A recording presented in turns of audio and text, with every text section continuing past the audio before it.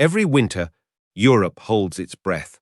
The price of heating a home, the cost of running a factory, the stability of entire economies, it all hinges on a single, invisible factor. Not the weather, not political speeches, but the pressure inside a network of steel pipes buried deep beneath the ocean. This is about more than just gas. It's about a continent that bet its industrial future on a single source of energy, delivered through a single, vulnerable corridor. And the decision that created this dependency wasn't made in a crisis. It was made in an era of peace, with the best of intentions. This is the Energy Historian, uncovering the hidden systems that power civilization. We're told energy security is about having diverse suppliers, but the real story is about infrastructure and how the pipes you build today determine the choices you can make tomorrow. To understand the pipeline that decides Europe's winter, we need to go back to a very specific moment, the autumn of 1969. In the frigid waters of the North Sea, the Dutch drilling platform Stadsolie struck not oil, but an enormous reservoir of natural gas at the Groningen field. This wasn't just a big find, it was a monster, holding over 2.8 trillion cubic meters of gas, enough to make the Netherlands a global energy powerhouse. For Europe, recovering from war and hungry for growth, this was a gift. Natural gas was clean, efficient, and now, seemingly abundant right on their doorstep. The logic was irresistible. Nations began to rewire their energy systems around this new bounty. Homes swapped coal furnaces for gas boilers. Industries designed processes that relied on its steady flow. A continent began to plug itself into the Dutch grid. But here's the catch. Even a field as vast as Groningen has limits. By the 1980s, Dutch production was peaking, and a more troubling problem emerged. The extraction was causing earthquakes, thousands of them, damaging homes and shaking public confidence. The Dutch government made a rational, domestic decision. They would dramatically wind down production to protect their citizens. From a peak of over 80 billion cubic meters per year, they planned to drop to near zero. This created a massive vacuum. European industry and homes were now addicted to gas, but the local supply was being deliberately shut off. So Europe went shopping, and to the east, the Soviet Union had exactly what they needed: vast untapped gas fields in Siberia and a desperate need for hard currency. The match was practically made in heaven. This is where infrastructure becomes destiny. You can't ship natural gas like oil.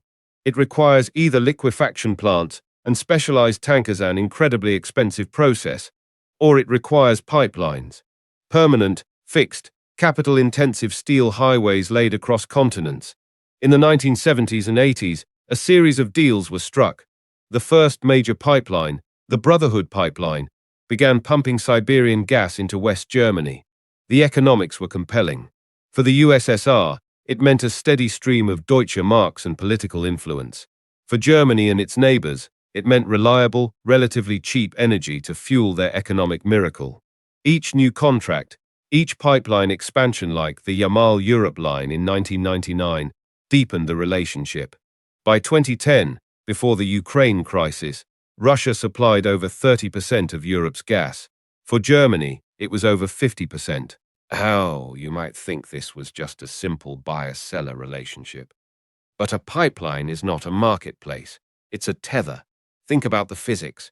Gas flows in one direction, from a single source, through a fixed route. You can't easily reroute it. You can't turn it around. The infrastructure itself creates what strategists call path dependency.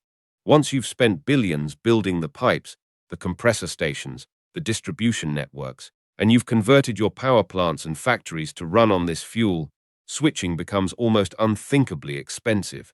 You are locked in. The leverage isn't just in the contract, it's baked into the steel.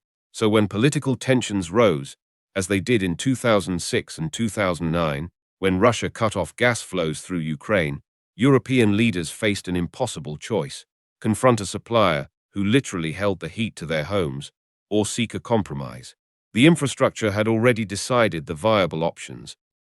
This dependency reached its most concrete and controversial form with Nord Stream. The original Nord Stream 1, launched in 2011, was a technological marvel. It bypassed all the messy transit countries like Ukraine and Poland by running directly from Russia to Germany under the Baltic Sea. At 1,224 kilometers long, it was the world's longest subsea pipeline. Its capacity was 55 billion cubic meters per year. For Germany, it was the ultimate logic of energy security, a direct, reliable link to the source, eliminating political risk from transit states. For critics in Eastern Europe, it was something else, a weapon, a tool that would allow Russia to pressure Ukraine without disrupting German supply, splitting the European Union. Both were right. It was infrastructure designed to solve a commercial problem, but it carried immense geopolitical weight simply by existing. Then came the twist. Even as Nord Stream 1 began pumping, plans were drawn up for Nord Stream 2, a twin pipeline right beside it, doubling the direct capacity. The investment was staggering. Over $11 billion, financed half by Russia's Gazprom and half by 5 European energy giants. Construction pushed ahead despite growing political storms, sanctions threats from the United States, and protests from across Eastern Europe. Why? Because the commercial and infrastructural inertia was too powerful. Billions were already sunk. German industry needed the gas. The system demanded it. When it was finally completed in 2021, Europe's fate was, in many ways, sealed. Over 40% of its total gas imports were now flowing through just 2 pairs of pipes under the Baltic. The continent's energy system had a single, massive, and glaring point of failure. We all know what happened next. In 2022, the geopolitical fault line finally ruptured. The war in Ukraine turned the pipeline from an economic artery into a front line. Nord Stream 1 flows became a political weapon, throttled down and then stopped entirely. Then, in an act of profound sabotage, both Nord Stream 1 and the unused Nord Stream 2 were mysteriously ruptured, sending methane boiling to the surface of the Baltic. The physical tether was severed. Europe faced the scenario its infrastructure had made inevitable, a sudden, catastrophic loss of its primary energy source. The winter that followed was a frantic, expensive scramble. Floating LNG terminals were leased. Gas was bought on global markets at astronomical prices. Industries shut down. Germany's GDP contracted. The bill ran into hundreds of billions. So here we are today. Europe survived that winter, but the structural problem remains. The pipeline that decided Europe's winter is gone, but the system it built is still here.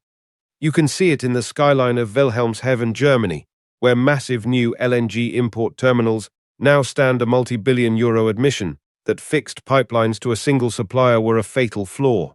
You see it in the numbers. In 2023, Europe spent over 200 billion euros on LNG imports, largely from the United States and Qatar, simply replacing one dependency with another, more expensive one.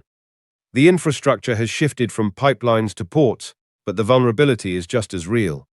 A storm in the Gulf of Mexico, tension in the Strait of Hormuz, or a surge in Asian demand can now dictate the price of heating a Berlin apartment. This forces us to ask the real, uncomfortable question.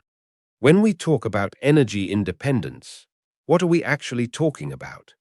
It's not about having no imports. In a globalized world, that's impossible. It's about the architecture of dependence. Is your system built on diversified, flexible, and resilient infrastructure? Or is it built on monolithic, single-source, capital-intensive choke points? Nord Stream was the ultimate expression of the latter. It was the result of decades of decisions that prioritized cheap, reliable flow over strategic optionality. The pipeline didn't create Europe's dependency. It was the concrete manifestation of a dependency that was already chosen, year by year, boiler by boiler, factory by factory. The steel merely made it permanent. The lesson is written in the cold math of infrastructure. Energy systems are not just about supply and demand. They are about geometry. They are about the paths we carve into the earth and under the sea. Those paths create realities that outlast the political deals that made them. They grant leverage, create vulnerability, and define the realm of the possible when a crisis hits. Europe's winter will now be decided by global LNG tanker routes, by the stability of the United States gas fracking boom, by the weather in the Atlantic. The choke point has moved, but it hasn't disappeared. The continent rewired itself away from Russian gas in a year, a staggering achievement. But it did not rewire itself away from the deeper problem, a civilization whose comfort and industry hang by a thread that is always, inevitably, someone else's to cut.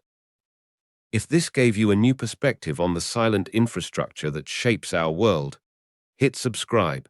We're just getting started. Let me know in the comments, what other hidden system, a port, a power grid, a data cable would you want us to explore next?